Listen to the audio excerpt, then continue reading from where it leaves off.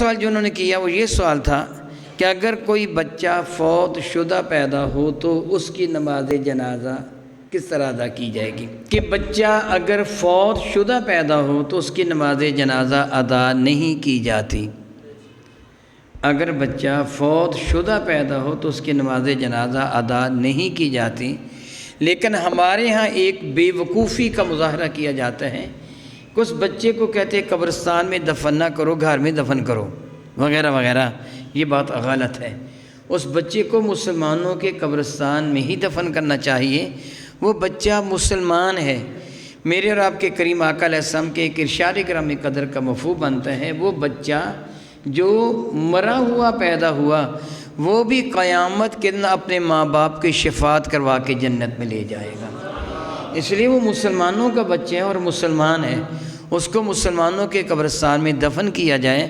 البتہ اس کے لیے کفن وہ نہیں پہنایا جائے گا جو ایک عام آدمی کا ہے۔ عام جو آدمی کو کفن پہنا جاتا ہے، مرد کو سنت 3 کپڑے ہیں، عورت کے لیے سنت 5 کپڑے ہیں۔